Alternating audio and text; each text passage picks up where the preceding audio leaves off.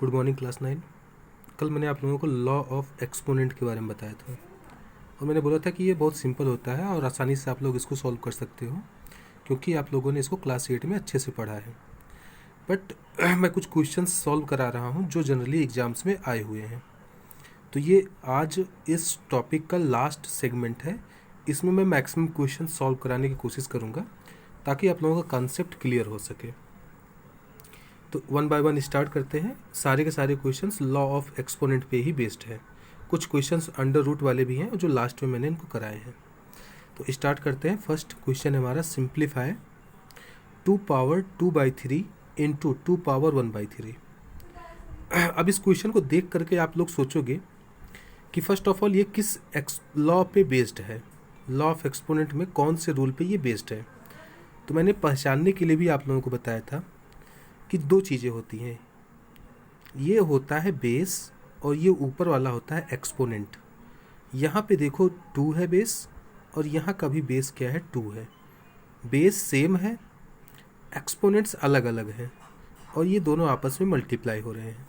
तो आपको एक रूल याद आ चुका होगा जिसका फॉर्म है a⁻m into a⁻n is equals to a⁻m+n।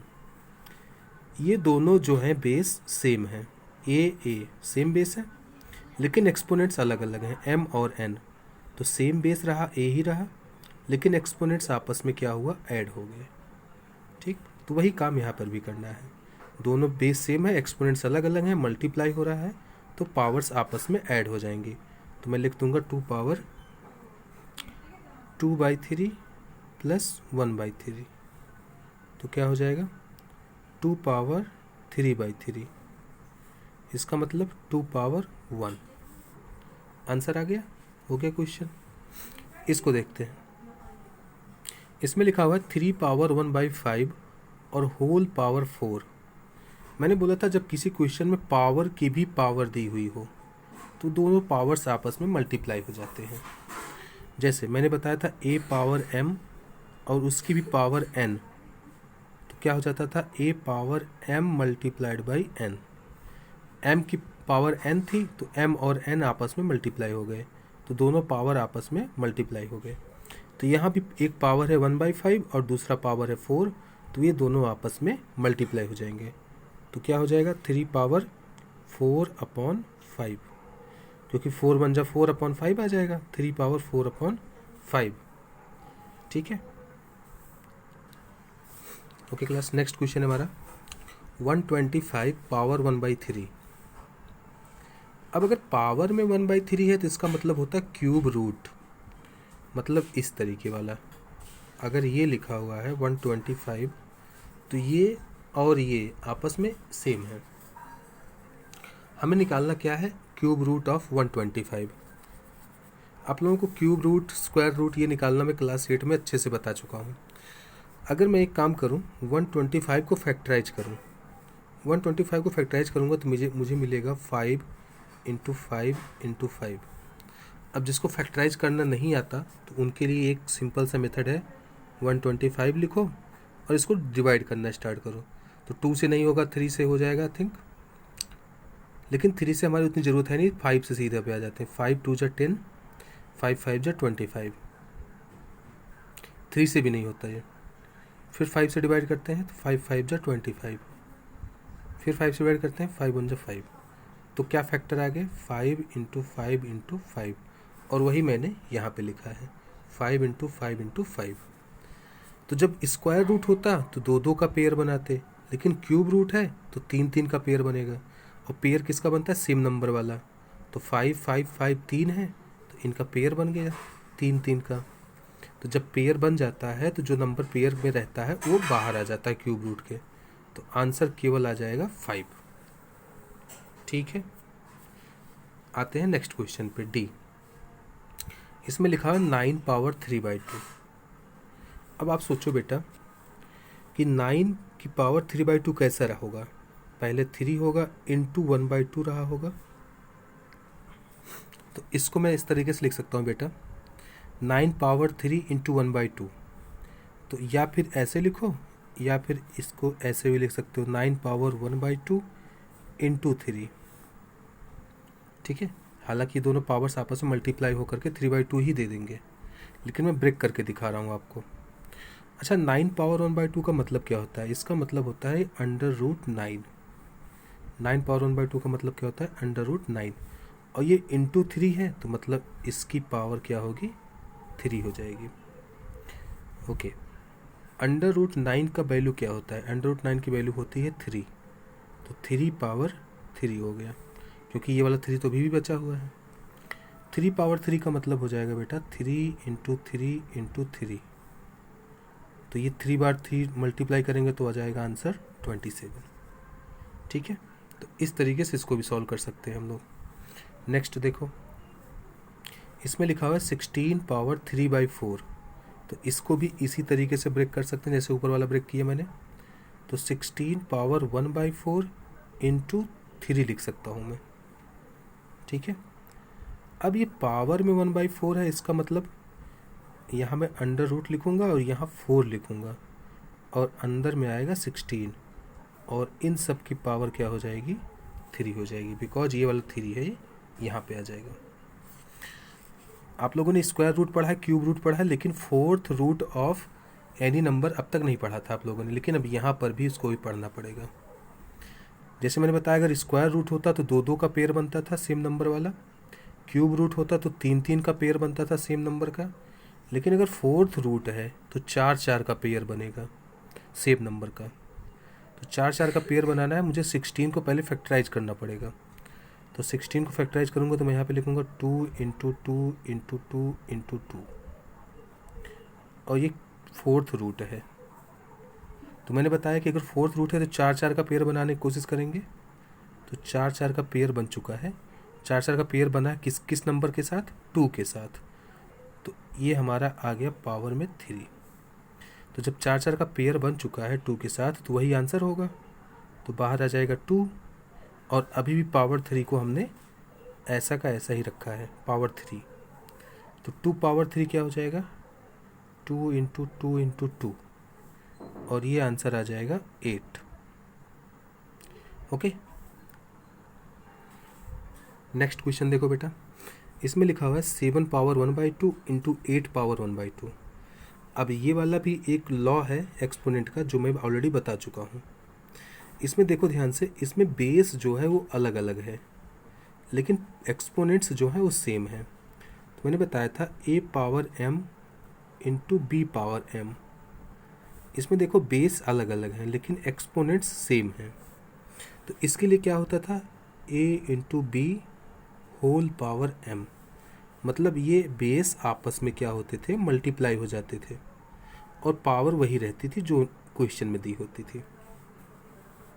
तो वही काम हम यहाँ भी करेंगे बेटा, इन दोनों के बेस आपस में मल्टीप्लाई हो जाएंगे, मतलब 7 इंटू 8, और पावर में वही नंबर रहेगा, मतलब 1/2 ही रहेगा। ठीक है, तो 7 इंटू 8 क्या हो जाएगा? 56 पावर 1/2। ठीक है, आ गया आंसर। यहाँ पे आ जाते हैं जी पार्ट। अब इस क्वेश्चन को देखो, यहाँ पे लिखा हुआ है पहले फोर्थ रूट, फिर क्यूब रूट, फिर अंदर में है 2 स्क्वायर। तो एक एक करके सॉल्व करते हैं बेटा, पहले अंदर से ही स्टार्ट करेंगे। 2 स्क्वायर क्या होता है? 4। तो पहले क्यूब रूट यहाँ पे लिख लीजिए, फिर उसके बाहर फोर्थ रूट, और यहाँ पे आ गया 4। ठीक है, 4 का क्यूब रूट है। क्यूब रूट को हम लोग कैसे लिख सकते थे? 4 पावर 1/3, और ये फोर्थ रूट है, इसको कैसे लिख सकते हैं? इन सब की पावर 1/4। ठीक है, क्यूब रूट को 1/3 और फोर्थ रूट को 1/4। 4 की पावर इतना, फिर उसकी भी पावर इतना। जब किसी नंबर में पावर की भी पावर हो, तो वे दोनों पावर्स आपस में मल्टीप्लाई हो जाते हैं। मैंने बताया था रूल, a पावर m और उसकी भी पावर n, तो हो जाएगा a power m into n। तो वही रूल यहाँ पर भी हम लोग अप्लाई करेंगे, तो आंसर आ जाएगा 4 पावर 1/3 इंटू 1/4। तो क्या हो जाएगा बेटा 4 पावर 1/12। ठीक है, इससे ज़्यादा इसको सॉल्व नहीं किया जा सकता। आते हैं नेक्स्ट क्वेश्चन पे। अब ये थोड़ा सा अच्छा क्वेश्चन है, इसमें पावर को निगेटिव में भी ले लिया है। अगर आप लोगों को क्लास 8 का कुछ याद हो बेटा, अगर पावर निगेटिव होती है तो हम लोग अगर इसको रेसिप्रोकेट कर दें 16 को तो पावर पॉजिटिव हो जाएगी। तो ये 16 पावर -1/4 है, तो मैं अगर इसको ऐसे लिख रहा हूँ 1/16, तो अब जो 16 की पावर होगी वो प्लस में आ जाएगी, मतलब 16 पावर 1/4 हो जाएगा। जो पहले माइनस में था अब वो प्लस में आ गया, इनटू, और ये भी है 4th रूट ऑफ 16। ठीक है बेटा, एक एक करके सॉल्व करते हैं इनको। 16 की 1/4 मतलब 1/4th रूट ऑफ 16 इनटू, और यहाँ पर भी है 4th रूट ऑफ 16। नीचे भी 4th रूट ऑफ 16 है, ऊपर भी 4th ऑफ रूट 16 है, तो दोनों क्या होंगे, कैंसिल आउट हो जाएंगे। जब दोनों कैंसिल आउट हो जाएंगे तो आंसर सिर्फ यही वाला बचेगा, और वो भी क्या है 1। ठीक है, ये वाला इस वाले के साथ कैंसिल आउट हो गया, तो आंसर केवल 1 बचा। नेक्स्ट क्वेश्चन है बेटा, √12 इंटू √8। मैंने स्टार्टिंग में जब मैं पढ़ा रहा था इस चैप्टर को तो मैंने बताया था कि अगर मुझे दो अंडर रूट वाले क्वेश्चंस को मल्टीप्लाई करना है तो मैं सीधे सीधे अंडर रूट को अंडर रूट से मल्टीप्लाई कर सकता हूँ। तो 12 इंटू 8 क्या हो जाएगा 96, 12 × 96, 96 आ गया। अब अगर मैं चाहूँ तो 96 का थोड़ा सा फैक्टराइजेशन भी कर सकता हूँ और देखता हूँ कि कौन कौन से हैं जो पेयर में आ रहे हैं। तो 96 को मैं थोड़ा सा फैक्टराइज करता हूँ, तो यहाँ पे हो जाएगा 48, फिर 24, फिर 12, फिर 6, फिर 3, फिर से 1। तो कितनी बार 2 आया, 1 2 3 4 5, उसके बाद एक बार 3 आया। तो इसको मैं ऐसे भी तो लिख सकता हूँ 2 into 2 into 2 into 2 into 2 into 3। Pair बनाते हैं, 2 2 का पहले पेयर बन गया, एक ये पेयर बन गया, दूसरा ये पेयर बन गया।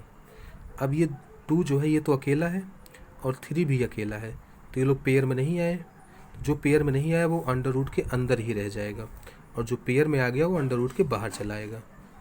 तो इन दोनों 2 में से एक 2 मैंने बाहर ले लिया, और इन दोनों 2 में से एक 2 को मैंने बाहर ले लिया, और जो बच गए वो अंडर रूट के अंदर रह जाएंगे। अंडर रूट के अंदर ये वाला 2 और ये वाला 3 रह गया, तो 2 इंटू 3 अंडर रूट में रह गया। बाहर आ गए 2 इंटू 2 मतलब 4, तो इसको लिख सकता हूँ 4 अंडर रूट, और रूट के अंदर कौन रह गया 2 और 3 मल्टीप्लिकेशन में, तो आंसर आ गया 6, 4 अंडर रूट 6। बात समझ में आई। अंडर रूट 96 को मैं 4 अंडर रूट 6 भी लिख सकता हूँ। अब आते हैं इस क्वेश्चन पे। इसमें है 2 power 0 plus 7 power 0 upon 5 power 0। Something power 0 क्या होता है बेटा 1, तो यहाँ पे लिख दिया 1, प्लस 7 पावर 0 क्या होता है 1, तो यहाँ पे हो गया 1, अपॉन 5 पावर 0 1। किसी की भी पावर अगर 0 है तो वो ऑलवेज 1 ही रहेगा। तो ऊपर क्या आ गया 1 + 1 2, और नीचे क्या आ गया 1, तो 2/1 इक्वल्स टू 2। अब एक लास्ट क्वेश्चन और आज का, इसमें लिखा हुआ 81 पावर -1/2। तो जब पावर माइनस में हो तो इसको हम लोग रेसिप्रोकेट कर देंगे, तो ये हो जाएगा 1/81 पावर 1/2। ठीक है, तो पावर 1/2 मतलब अंडर रूट, 1/81 की पावर अंडर रूट मतलब 9, 81 का अंडर रूट 9 ही तो होता है। अब इन सब की पावर भी क्या है -1/4। मैं एक एक पावर को लेके चल रहा हूँ। अब अगेन किसी की पावर अगर निगेटिव में है तो उसको उल्टा कर दोगे तो पावर पॉजिटिव हो जाएगी, मतलब 9 पावर 1/4 हो जाएगा, और इसकी भी पावर क्या है 2 है। जब दो पावर आपस में मल्टीप्लाई हो रहे हैं तो सीधे मैं लिख दूंगा 9 पावर 2/4, 2 इंटू 1/4, इसका मतलब 9 पावर 1/2, और 9 पावर 1/2 का मतलब 3। तो आंसर आ गया बेटा 3।